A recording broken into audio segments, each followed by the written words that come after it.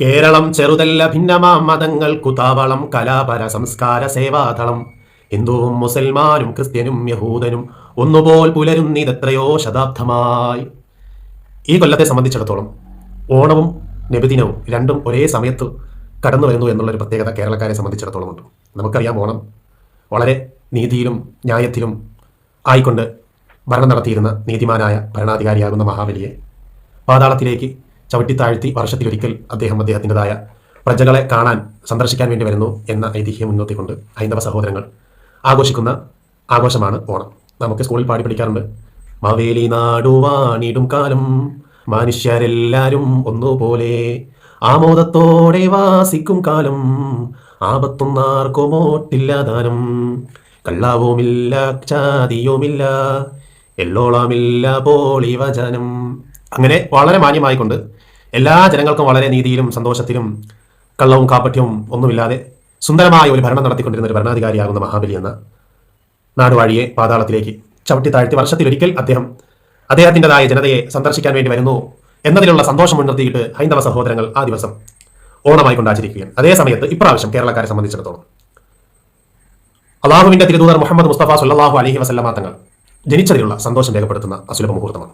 നമുക്കറിയാം, പ്രവാചകന്റെ ജനിക്കുന്നതായ ആ ഒരു സന്ദർഭത്തിൽ 6-ാം നൂറ്റാണ്ടിൽ അറേബ്യയുടേതായ സാഹചര്യം, ജനിക്കുന്നത് പെണ്ണാണെന്നറിഞ്ഞാൽ ആ കുഞ്ഞിനെ കുഴിച്ചു മൂടപ്പെടുന്നതായ ജനത, കള്ളിനും മദ്യത്തിനും ലഹരിക്കും അതുപോലെ മറ്റ് അശ്ലീലമായിട്ടുള്ള ജീവിത ശൈലികളൊക്കെ മുൻനിർത്തിക്കൊണ്ട് ജീവിച്ചിരുന്നതായ ഒരു ജനതയിലേക്ക് ധർമ്മത്തിന്റെ നീതിയുടെ കാവലാളായിട്ട് ഈ ഭൂമികയിലേക്ക് പറഞ്ഞ ആദരവായ തിരുനബി തിങ്കൾ സല്ലല്ലാഹു അലൈഹി വസല്ലമ തങ്ങളുടെ ജന്മദിനത്തിനോട് അനുബന്ധിച്ചുകൊണ്ട് വിശ്വാസികളായ മുസ്ലിമീങ്ങളായിട്ടുള്ള ആളുകൾ സന്തോഷിക്കപ്പെടുന്നതായിട്ടുള്ള ഒരു അസുലഭ മുഹൂർത്തം കേരള ജനതയെ സംബന്ധിച്ചിടത്തോളം ഓണവും അതുപോലെ നബിദിനവും രണ്ടും ഒരേ സമയത്ത് കടന്നു വരുന്നു എന്നുള്ളതായ ഒരു പ്രത്യേകത ഈ വർഷത്തിലുണ്ട്. എന്നെ കേട്ടുകൊണ്ടിരിക്കുന്ന വിശ്വാസികളോടായിക്കൊണ്ടെന്ന് പറയട്ടെ, ഒരു മുഗ്മിനായ മനുഷ്യനെ സംബന്ധിച്ചിടത്തോളം അവന്റെ ജീവിതവും അനുഷ്ഠാനങ്ങളും ആഘോഷങ്ങളും മരണവും ഒക്കെ ആദർശപരമായിട്ടായിരിക്കണം, ആദർശബന്ധിതമായിട്ടായിരിക്കണം. അള്ളാഹു വിശുദ്ധ ഖുർആനിലൂടെ പറയുന്നുണ്ട്, ലക്കും ദീനുക്കും വലിയ ദീൻ, നിങ്ങൾക്ക് നിങ്ങളുടെ മതം, എനിക്ക് എന്റെ മതം.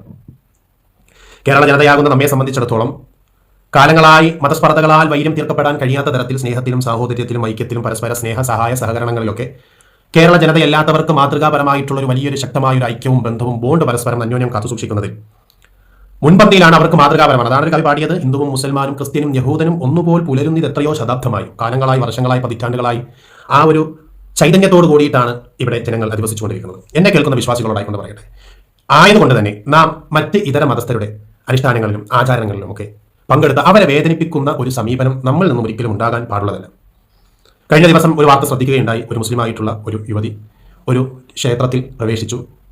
അതുമായി ബന്ധപ്പെട്ട് ആ ക്ഷേത്രം ഒരു ദിവസത്തോളം അടച്ചിരുന്ന അവസ്ഥ, അവിടെ സന്ദർശിക്കുന്ന സന്ദർശകർക്ക് അതിനുള്ള സാഹചര്യം വരെ നഷ്ടപ്പെടുത്തുന്ന തരത്തിൽ അങ്ങനെ അടച്ചിടേണ്ടി വരുന്നതായിട്ടുള്ള ഒരു അവസ്ഥ വരെ ഉണ്ടായി എന്ന് വായിക്കാൻ ഇടയായി. അതൊക്കെ എന്തിനാണ് നാമൊക്കെ ആ ഒരു രീതിയിലേക്ക് നിൽക്കുന്നത്? നാം കാരണമായിട്ട് നമ്മുടെ സഹോദരങ്ങളായിട്ടുള്ള ഇതര മതത്തിൽപ്പെട്ടവർക്ക് അത്തരത്തിലുള്ള പ്രശ്നങ്ങളും നാം കാരണമായിട്ട് ഒരു വിശ്വാസിയുടെ സ്വഭാവ ഗുണത്തിൽപ്പെട്ടതല്ല ഇതൊന്നും. നമുക്കറിയാം, നമ്മുടെ ആഘോഷങ്ങളും അനുഷ്ഠാനങ്ങളും ഒക്കെ മറ്റുള്ളവർക്ക് സമുന്നതമായ മാതൃകയായിട്ടാണ് നാളിതുവരെയും നിലനിൽക്കുന്നതും നിലകൊണ്ടിട്ടുള്ളതും. തങ്ങളുടെ പേരിൽ വെറുപ്പും വിദ്വേഷവും പടർത്തുന്ന വർഗീയവാദികൾ തർക്കം പാർത്തിരിക്കുന്ന സമകാലികമായ സാഹചര്യത്തിലൂടെയാണ് നാം ജീവിച്ചുകൊണ്ടിരിക്കുന്നത്. ഈ ഒരു സന്ദർഭത്തിൽ വിശ്വാസികളായ നമ്മെ സംബന്ധിച്ചിടത്തോളം പ്രവാചകൻ എന്ന മനുഷ്യ സ്നേഹിയെ പൊതുജനങ്ങളുടെ മുന്നിൽ പരിചയപ്പെടുത്തുന്നതിന് നാം തയ്യാറാകേണ്ടതായിട്ടുണ്ട്. കേവലം പ്രഭാഷണങ്ങളിലും പ്രസംഗങ്ങളിലും എഴുത്തുകളിലും ഒതുങ്ങി നിൽക്കാതെ പ്രവൃത്തി പദങ്ങളിലൂടെ അതിനെ നാം കാണിച്ചു കൊടുക്കൽ നമുക്ക് അനിവാര്യമാണ്.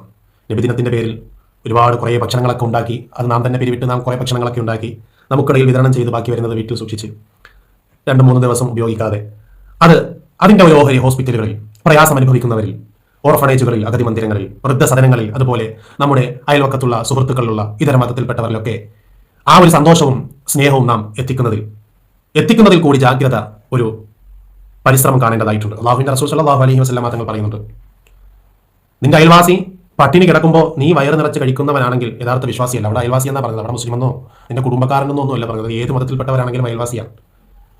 അങ്ങനെയുള്ള ഒരു പ്രവാചകന്റെ അധ്യാപനങ്ങളെ മാതൃകാ ജീവിതത്തെ ഉൾക്കൊള്ളേണ്ടതായ നാം ഓരോരുത്തരും, നാം കാരണമായിട്ട് അപരന്, അത് ഏത് മതത്തിൽപ്പെട്ടവരാണെങ്കിലും നാം കാരണമായിട്ട് ഒരാൾക്കും ഒരു പ്രയാസം സിദ്ധിക്കുന്ന ഒരു സാഹചര്യം നാം ഒരിക്കലും ഉണ്ടാക്കാൻ പാടുള്ളതല്ല. നിൽക്കുന്നവർക്ക് ഒരു നേരത്തെ ആഹാരം നൽകിക്കൊണ്ട്, ആവശ്യമുള്ളവർക്ക് ഒരു ജോഡി വസ്ത്രം വാങ്ങിച്ചു കൊടുത്ത്, രോഗികൾക്ക് ഒരു ദിവസത്തെ മരുന്ന് വാങ്ങി നൽകി, തൊഴിലാളികൾക്ക് ഒരു ദിവസത്തെ ലീവും വേതനവും നൽകിക്കൊണ്ട് ഇതിന്റെ ഹബീബ് മുഹമ്മദ് മുസ്തഫ സല്ലല്ലാഹു അലൈഹി വസല്ലമ തങ്ങൾ ജനിച്ച സുദിനത്തിൽ ഞാൻ രേഖപ്പെടുത്തുന്ന സന്തോഷമാണ് എന്ന് പറയുന്നതിനേക്കാളും വലിയ നന്മ അതുപോലെ മറ്റെന്താണ് നമുക്ക് ചെയ്യാൻ സാധിക്കുക? ആയതുകൊണ്ട് എന്റെ പ്രിയമുള്ളവരെ, തടപ്പിക്കുന്ന തരത്തിലുള്ള ശബ്ദകോലാഹലങ്ങളുമായി മറ്റുള്ളവർക്ക് പ്രയാസമുണ്ടാകുന്ന തരത്തിൽ അരോചകത്വം സൃഷ്ടിക്കുന്നതായ തരത്തിലുള്ള പ്രവർത്തനങ്ങളിൽ വ്യാപൃതരാകാതെ, വഴികളിലും റോഡുകളിലും മാലിന്യങ്ങൾ നിക്ഷേപിക്കാതെ, DJ പാർട്ടികളും ഡാൻസും ഗാനമേളകളും നബി സല്ലല്ലാഹു അലൈഹി വസല്ലമ തങ്ങളുടെ പേരിൽ നടത്തപ്പെടുന്ന കൂത്താട്ടങ്ങളും ഒഴിവാക്കിക്കൊണ്ട് മറ്റുള്ളവർക്ക് മാതൃകാപരമായി കൊണ്ടുവേണം നാം ഈ അള്ളാഹുവിന്റെ റസൂൽ സല്ലല്ലാഹു അലൈഹി വസല്ലമ തങ്ങളുടെ ജന്മദിനത്തിനെ കൊണ്ടാടേണ്ടത്. പല സ്ഥലങ്ങളിലും അതിരുവിട്ട പല പ്രവർത്തനങ്ങളും പ്രവണതകളുമാണ് നടന്നുകൊണ്ടിരിക്കുന്നത്. വലിയ ഒരു ടെമ്പോയ്ക്കകത്ത് നിറയെ കുറെ ബോക്സും കുറെ പിള്ളേരും കയറി 1 കിലോമീറ്ററിന് അപ്പുറത്തുള്ളവർക്ക് വരെ ഹാർട്ട് പേഷ്യന്റ് ഉണ്ടാകും, അല്ലാതെ മറ്റു പലവിധ രോഗങ്ങളിൽ മരുന്ന് കഴിച്ച് കിടക്കുന്നവരുണ്ടാകും.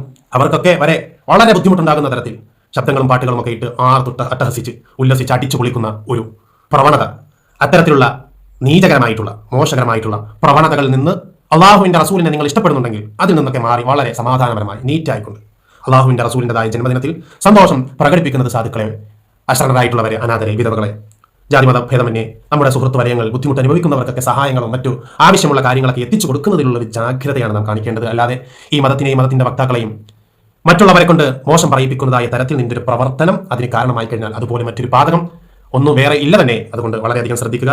അള്ളാഹുവിന്റെ റസൂലിനെ ഇഷ്ടം വെച്ച് പ്രണയം വെച്ച് അവിടുത്തതായിട്ടുള്ള ആ ഒരു സുന്ദരമായ ജീവിതം നമ്മുടെ ജീവിതത്തിനോട് ചേർത്ത് വെച്ച് എല്ലാവരെയും സ്നേഹിച്ച് സ്നേഹത്തോടെ ഐക്യത്തോടെ നിലകൊള്ളാൻ അള്ളാഹു താഴെ നമുക്ക് നൽകിയ എല്ലാവിധ സൗഭാഗ്യവും നൽകി അനുഗ്രഹിക്കട്ടെ. ഇൻഷാ അല്ലാഹ് മറ്റൊരു നസീഹത്തുമായിട്ട് നമുക്ക് വീണ്ടും കാണാം. നിങ്ങളുടെ സുഹൃത്തുക്കളിലേക്ക് ഈ ഒരു സന്ദേശം അയച്ചു കൊടുക്കണം എന്നുള്ള അഭ്യർത്ഥനയോടുകൂടി നിർത്തുന്നു. വാഖിറു ദഅവാനാ അൽഹംദുലില്ലാഹി റബ്ബിൽ ആലമീൻ. അസ്സലാമു അലൈക്കും വറഹ്മത്തുള്ളാഹി വബറകാതുഹു.